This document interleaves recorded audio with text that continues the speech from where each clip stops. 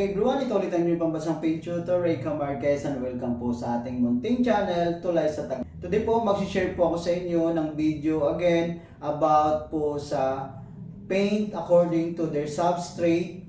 Ito po ay karugtong sa metal po tayo ngayon. Before, ang ating topic is about naman sa wood. So ngayon, punta tayo sa metal. Ano yung mga pintura na pwedeng gamitin sa bakal pag tayo ay nag-DIY?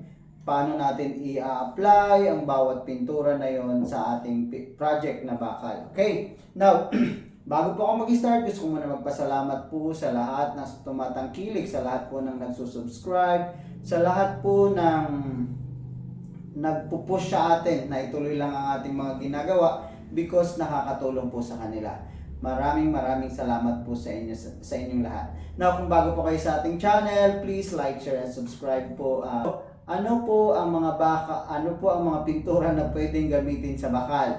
Okay, so sa pagpipintura ng bakal, unahin po natin ngayon ang conventional or yung tinatawag natin yung pangkaraniwan, yung common na pinakamadaling gamitin, madaling i-apply, pero maganda yung kalalabasan, makintab. So yun pong QDE, so quick drying enamel. So kung gusto niyo po yung video regarding po sa quick drying enamel, meron po tayong video niyan. Pagdating po sa quick drying enamel na ating itatop coat sa ating bakal, meron po akong dalawang sistema. Una pong sistema is yung ito, metal primer, na ganito ang pagka-arrange niya. Metal primer, tsaka yung quick drying enamel. So maraming mga brand po yan. Maraming mga brand po yan sa market. Pili kayo kung ano po yung best para sa inyo. No? Marami po yan sa market. Okay, now, ito yung una, no? Primer, tapos quick drying enamel. Pangalawa naman po, pwede ka rin gumamit ng epoxy primer, tapos quick drying enamel. So epoxy primer, tapos quick drying enamel. Yung isang option naman po is metal primer, tapos quick drying enamel. So ang metal primer, merong kulay pa yan. So ibig sabihin primer, pang first coating po natin.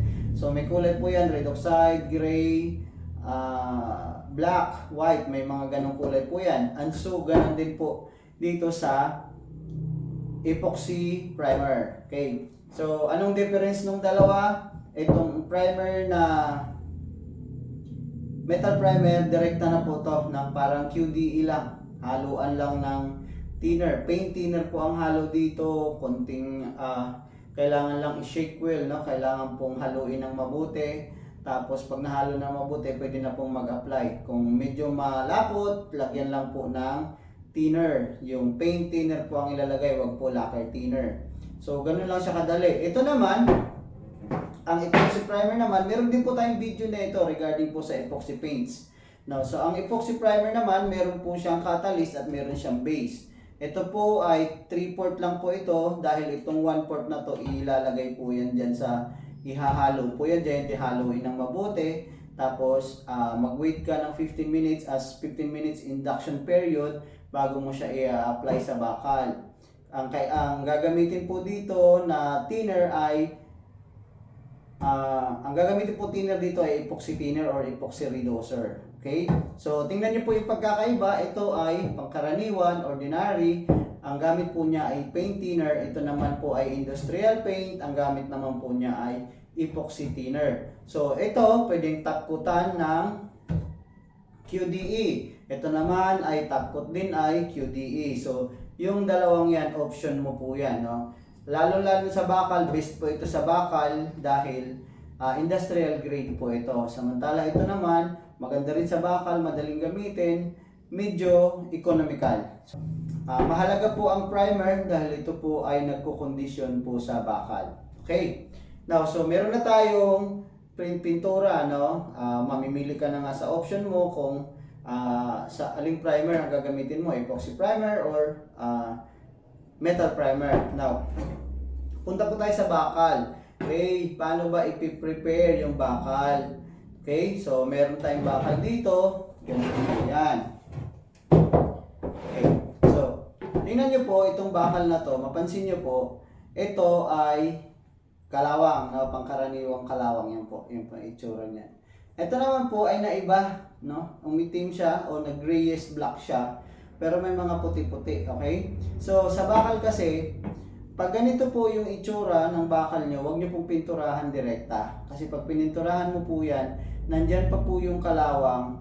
Pag napinturahan mo po yan, nakukulong lang po sa ilalim yung kalawang. Pag tinamaan ng moisture, dadami at dadami at dadami din po yung kalawang yan. Kasi kalawang na po yan eh. So, rust na po yan. So, kailangan po tanggalin yan. Kung konti lang naman yung project mo, halimbawa, ganito lang di kalaki yung pipinturahan mo, DIY lang, pwede mo yung lihain hanggang makita mo yung bakal na makikita mo parang kasi bakal na siya. Wala nang kalawang, walang ano. So yun, pa-primeran mo na yun. Pero kung marami yung project, lalagyan po natin ng ano, rust converter. No? Tingnan nyo, ito yung maitim, rust converter po ito. Tapos may mga puti-puti na. No? Ito po yung mga kalawang, ito po yung reaction ng kalawang at saka ng chemical ng rust converter.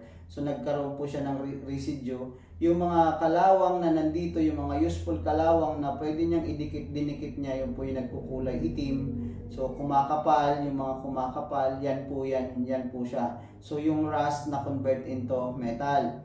That's the time na lilinisin mo na to. Ang paglinis na ito, pwedeng basahan na tuyo or basahan na may thinner or liha tapos basahan then primer ka agad. Pag nagliha ka nito o nag-primer ka naglinis ka nito bawa hapon or gabi, kailangan pag naglinis ka nito yung hindi abutan ng kinabukasan kasi pag gabi mahamog, babalik din po yung kalawang kinabukasan magpi-prepare ka ulit. So mas maganda pag nag-primer kayo umaga, wag po sa initan. So umaga siya na hindi pa gaano kainit yung bakal, yun yung time na magpa-primer ka na. Pero pag bilad yung bakal, mga tanghali, mga alas 2, alas 3, mainit na po yung bakal, wag po kayo muna mag-primer, hayaan nyo po muna siya. Pag lumamig na yung bakal, saka po ninyo tama na yung temperature, yung lamig ng bakal, saka na po ninyo pa-primeran para hindi po mabigla yung pagtuyo ng primer, hindi po siya kakalas. Okay? So, yan. Ganun lang po. I-rust converter, linisin, wag tubig, then a-apply ka na po ng kung gusto mo ng metal primer or gusto mo ng epoxy primer, a-applyin mo na siya. Pag metal primer ang gamit mo, mabilis matuyo din yan, mga 45 minutes to 1.5 hour. Pwede na po siya, recoatable na po siya. Then, that's the time na mag-a-apply ka nito. So, 2 coat o 3 coat na gusto mo. So, kapag metal primer, ito po ay paint thinner ang gamit. Tsaka yung QDE, paint thinner po ang gamit. Okay? Now, kapag kagamit mo naman ay epoxy primer, sabi ko nga kanina, ang epoxy primer ay 3/4 lang po yan. Ilalagay mo to dyan. So 1/4, 3/4 plus 1/4. So ito ay litro, so 1 liter. Ngayon, pag nahalo mo na yan, wait ka ng 15 minutes as induction period niya. Kailangan kasi magbabind muna yung mga chemical sa loob ng epoxy. Ganun po talaga yung composition niya. After ng 15 minutes na induction, that's the time na pwede mo na siyang i-apply doon sa malinis na bakal na iyong prepare. Okay? Now, kapag ito po sa epoxy primer ay nahalo mo, meron din po tayong video nito, epoxy paints.